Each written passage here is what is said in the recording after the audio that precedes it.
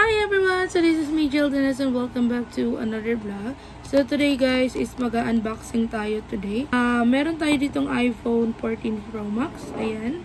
As you can see naman. So ito guys, in-unbox ko na actually ito siya doon sa mall na pinagbilhan natin. Kasi syempre para ma-check natin kung ito ba ay defect or hindi. So now guys, ipapakita ko naman sa inyo kung ano talaga yung itsura nito. So, actually nakita nyo naman to. So, yung iba naman siguro na hindi pa is, ayan, ipapakita natin to sa kanila. So, ganito yung itsura niya guys. Ayan. So, ang in-order ko is yung kulay gold. Yan siya. Pero parang date ko bet yung kulay. So, I thought yung gold na gold siya. So, meron siyang tatlong camera dito. Ayan. Charan! Chuk! So, ayan. Ngayon, set natin siya. Tararan. So, ganyan siya. Tapos, pero ang ayaw ko lang sa ano niya, parang hindi siya kagaya ng itim or sanay lang ako sa itim na medyo ano siya. So, ganyan ang itsura niya. Yan. So, yun nga, kasi kanina, inopen ko na to siya doon. So, at least, na ganyan na siya ang itsura. Yan. Ganyan yung mga naka-ano sa kanyang mga apps na dyan. So, yan. And then, yung free niya dito, guys, is ito lang, yung power cord. Yun. Pang charge. Tapos, wala na. Ito nung mga ganito. So, yun lang. Yun lang yung ano niya.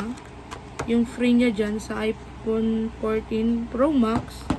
And then, meron po akong binili na isa pa. Is yung ito. So, ito guys, ang original price na is 8,990.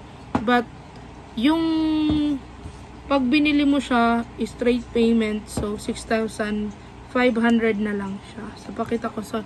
Ito guys, is earphone. So, yan. Pakita ko sa inyo. Ito hindi ko pa tinest talaga doon. So, ngayon ko lang ititest sa inyo. Ay, ipapakita sa inyo. Hindi ko rin in-unbox doon. Yung phone lang talaga. Alam nyo naman, medyo pricey. Kaya, kailangan nating itest yun before anything else. Wait lang kasi hindi majonggal. Oops. So, tadan! Again, mga papel. And then, eto na siya ang ating earphone. Ooh. So, ganito yung ano natin, guys. So, ganitong itsura niya. Ayan siya. Kagaya ng mas ano siya pala, mas kasi meron akong earphone na isa pero hindi siya Apple. So ito, ganyan lang itsura niya. Wala pang power cord to.